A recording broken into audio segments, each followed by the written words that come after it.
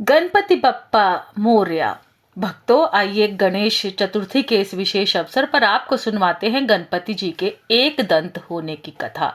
चलिए कैलाश चलते हैं, जहां पर भगवान शिव साधना में लीन है और गणपति जी को देते हैं आज्ञा कि कोई भी उनकी साधना में विघ्न ना डाले, और गणपति जी तत्पर होकर उस सेवा में लग जाते हैं। तब भी शिव जी के अनन्य भक्त कहे जाने वाले परशुराम जी उनके दर्शन करने का संकल्प लेकर आते हैं, लेकिन गणेश जी द्वारा रोक दिए जाते हैं। आपस में उनके वाद प्रतिवाद होता है, लेकिन गणेश जी किसी भी शर्त पर ये बात मानने को तैयार नहीं होते कि आप मेरे पिताजी के दर्शन कर सकते हैं उनकी आज्ञा के विपरीत। तब क्या था, जो परशुराम जी होते हैं वो कहते हैं कि मैंने कितनी बार इस धरती को क्षत्रिय विहीन कर दिया, मेरे बल और पराक्रम के आगे तुम कुछ भी नहीं।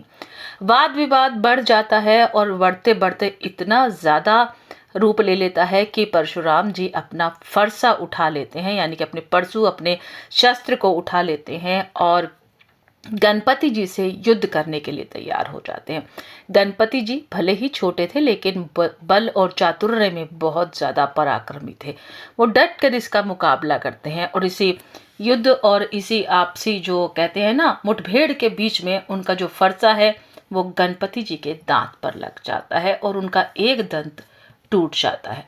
तब ये सब सुनकर शिवजी जी भी बाहर आ जाते हैं और उन्हें एक दंत के रूप में नामकरण उनका होता है, और ये भी कहते हैं शिवजी कि ये जो एक दंत है इसे संभाल कर रखें, क्योंकि भविष्य में इस एक दंत का बहुत अच्छी जगह इस्तेमाल होने वाला है। कहाँ होने वाला है, एक और पौराणिक कथा में आप सभी को बताएंगे। एक बार फिर से पौराणिक कथा के इस गणेश चतुर्थी के अवसर पर आप सभी को शुभकामनाएं देते हैं। उम्मीद करते हैं कि ये प्यारे से गणपति जी की सेवा, आतिथ्य भाव आप बहुत प्रेम पूर्वक कर रहे होंगे। तो चलते चलते एक बार फिर से आप सभी को कहते हैं गणपति बप्पा मोरया।